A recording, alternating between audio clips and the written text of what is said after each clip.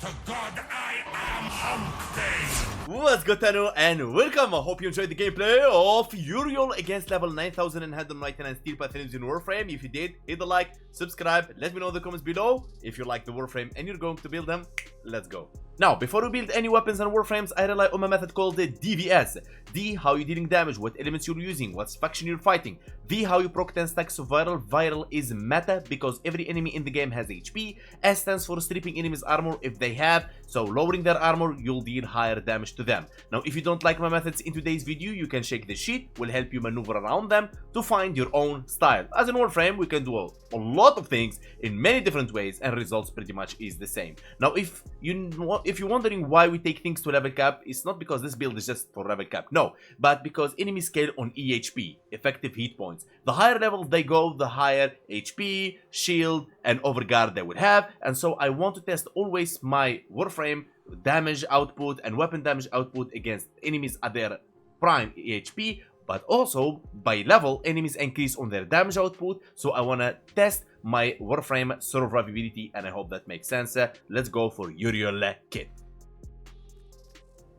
Now, from the first time you look at Uriel, you will be like, oh my god, his kit is so complicated. But I will make it very easy for you, and he's very easy and straightforward Warframe to use actually, and not actually complicated, and doesn't require any skill at all. So, make sure please to check always Warframe wiki, because a lot of details the game doesn't tell you, and I hope one day DE copy wiki and paste it in game so veterans and new players learn fast everything about the Warframe or the weapon within the game. So his passive, it's very simple. By the abilities you will activate 3 summons, one of them called Gatensh, one called Golfagor, one called Vithalis. Now the Gatensh will snares and slows enemies, chaining them together. Damage dealt to any target in the chain is inflicted to all snared enemies. Golfagor will latch into foes, dealing damage over time. If killed, Circle of Pain is spawned and you drop energy orbs and health orbs. Vithality inscribes demonic runes upon fallen foes that add a fire rate and heat damage when collected.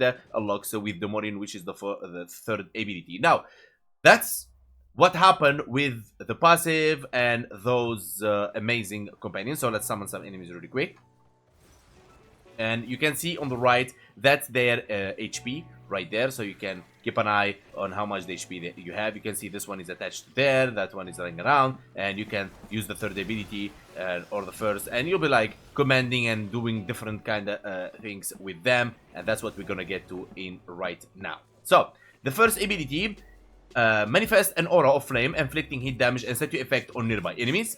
Tap dodge while airborne to take flight as a flaming meteor and destruction. Really nice and like amazing. But I hoped for one thing, that you are invulnerable when you do this. So first, when you tap, boom, you get that heat aura and blah blah. Now if you shift, and you'll be flying on the sky like so.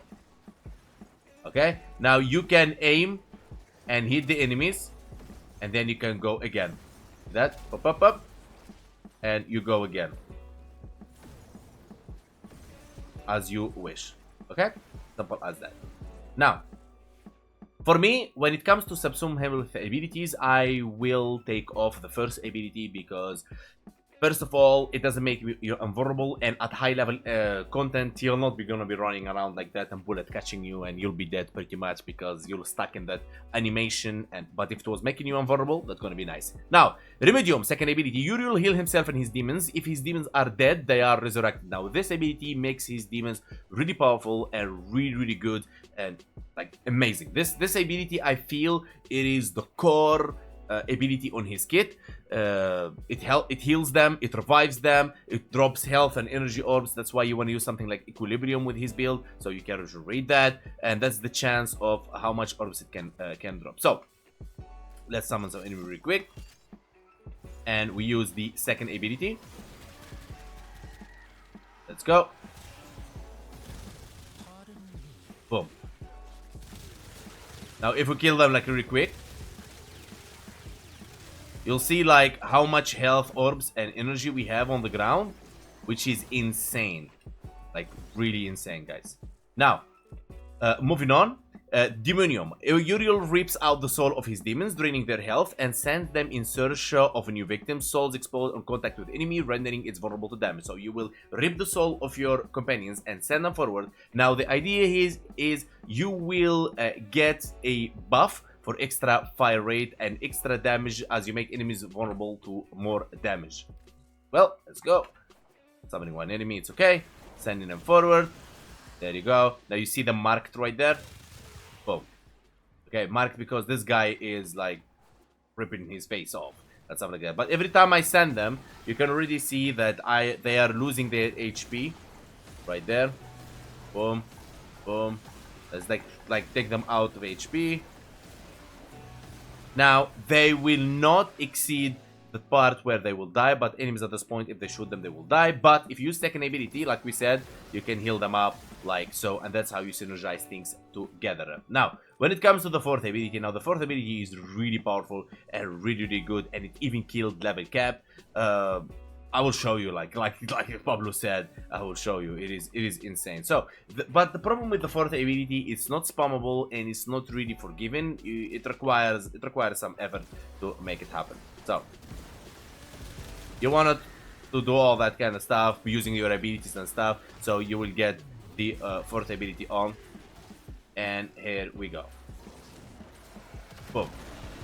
Now it will go boom, boom, boom, boom, boom, boom on heat until it technically takes out the enemies. Now, speaking of heat, we will not go around heat inheritance techniques today because I don't like to play with my food. But of course, he is capable of doing heat inheritance with his fourth ability. In case you don't know what heat inheritance is you proc the heat with your weapon, and then you keep going and endless stacks of heat. And like, I just don't like the method, so I will not go around it at all. Still, even though he is very powerful with his fourth ability and he have a lot of abilities with heat, I think Naja pyrotechniques will be always superior when it comes to heat and stuff like that. So let's go for the build. Starting with the Archon Shards. Now, Archon Shards here will depend on what you are going exactly with. Depends on the Helminth ability, depends on a lot of things. So, I'll be running one Tau Force Crimson Archon Shard for duration. I will be running one for strength, and I'll be running two for Violet Archon Shards for energy. Health pickups gives 30% energy, and energy pickups gives 30% health. And I will be running Tau Force Ember Archon Shards for casting speed. It's really important as the second ability is how you will shield gate. In case you don't know what shield gate is, I have a full video in the channel that will help you through shield gating like never before. But quickly, briefly, shield gating is technically when you lose your shield, you become invulnerable, you want to get it back before that invulnerability timer finish, and you can see how much you can be invulnerable for what duration. Depends on how much shields you have. 1150 shields is equal to 2.5 seconds, and that's the cap for the Warframes. So that's pretty much it. But if you're running, let's say, a weapon with corrosive and you want to armor strip with it because you want to run, for example, Nourish on your Warframe, you can remove the 2 Tau Forged Violet Archon Shards and you replace them with 2 Emerald Archon Shards to push your stacks of corrosive from 10 to 14 to armor strip enemies. But in today's video, we're doing things differently. We're going with Smite. Now, Smite is Oberon reworked Helminth ability, and it's really powerful. Technically, this ability can take down almost a Thrax level cap. It will take down his overguard. It will take off all his armor, and he will be like stripped of overguard, of everything. And this ability doesn't joke at all. So this is our way of proccing. We are stripping enemies with. So the viral will be coming from our weapon. Now, brief respite.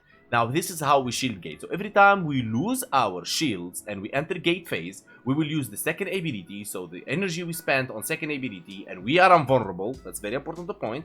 We get some shields, so we are invulnerable, and we get back our shields, so we will start regenerating. So there is a couple of things you need to learn about shields. If your shields is full and you receive some damage, you will need 1 second to regenerate. If you lose all your shields and you enter gate phase, you will need 4 seconds to regenerate. So even the 2.5 second will not be enough, and you will never regenerate while you're taking damage. So the second ability will come in handy, as if you lose some of the shield or all the shield and you go here and you become invulnerable for that duration, whatever it is, you will just like get back your shield because brief respite kicked in and start regenerating. Prime sure-footed, so you don't get knocked down, and you don't want to get knocked down at level cap. But for low to mid game, you can just like take it off, because enemies are really forgiving. They're not gonna kill you that fast. So if you don't have prime sure-footed, if you're going to high level content, it's easy. You can use handspring in here, or normal sure-footed, or whatever you want in here at your own risk. Now, stress for ability range, flow for energy max, rolling guard for bad situation, and trust me, you can find yourself near violence with couple of fires. A lot of things can happen, so rolling guard is safe. But if you feel you are very aware and very knowing the game and every enemy around and your surroundings, you can feel free to take it off and replace with whatever you want. I'm gonna testify for strength, continuity for duration, ogre reach for range, ogre message for more duration. We want our fourth ability to be up as much as possible. We have 19.4 seconds in there with a radius of 26 meters, which is perfect. Ready, primary redirection to reach the 2.5 seconds regenerating and shield gate, and we will have higher shield pool, so Arcane Aegis, the Arcane we'll be using, will have a higher chance. So Arcane Aegis doesn't respect the rule of when you're taking damage, you don't regenerate shield. If Arcane Aegis is active for 12 seconds, you will be immortal. It will be regenerating your shield, even enemies attacking you. That's why it's really powerful and good. Arcane Energize to replenish energy, very important, very cheap nowadays. Now, before Thanos was scared and doesn't like this Arcane because it was expensive, but then, like, you know, everyone loves it because it is very cheap right now. So we're running a high duration, decent range, and a high good strength. Let's say medium strength, and with 100% efficiency. His abilities are costly, so 75 energy here, 75 energy here, 50 energy here, and 25 for our smite. This ability, the medium, will be your first way go to shield gate, and then smite will come after, just like so. And also this ability will heal your shield as well. So this not only gives you shield gate, but brief respite. It's like crazy. Now, this ability may help you away from brief respite, but sometimes I find myself casting faster than smite, even though this ability is casting like a little bit slow, even with the casting speed. So maybe having higher speed, you will maybe take off the brief respite. So if we summon some enemies and look at all this energy dropped in here, which is really crazy, just quickly to show you smite, boom, armor strip that guy, and good to go. Now, you will be using his abilities most of the time, like this. And as you can see, as you can cast the second ability, you are actually invulnerable during that time. And then you want to start taking out enemies until the fourth ability is actually out. Now, if you just like spam all three together, like spamming randomly like this, even spamming, like you don't know what you're doing, you're gonna get all your shield back, you're gonna get yourself invulnerable, you're gonna survive, you're gonna take out enemies, and it's like, it's really good stuff. So the idea is to get our fourth ability active right now. There we go. And we just do some kills. And don't worry guys, his signature weapon, the Vinquibus, will be coming out after this video straight. Now the ability is active. Let's like take them out really quick.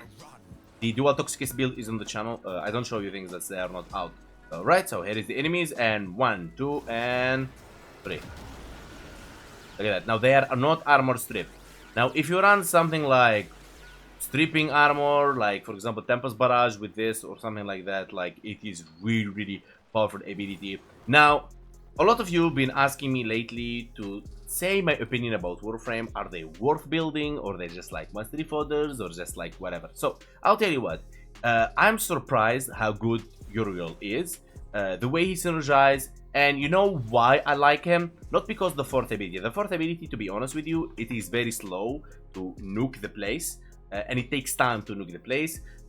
What made me like Uriel is the second ability. Now, if it wasn't the second ability, probably I would say this Warframe, not a trash, but low to mid game. The second ability made this Warframe is an actual end game, because it makes you invulnerable, it gives you the shields, it's like really saved him from being low to mid to become a real end game.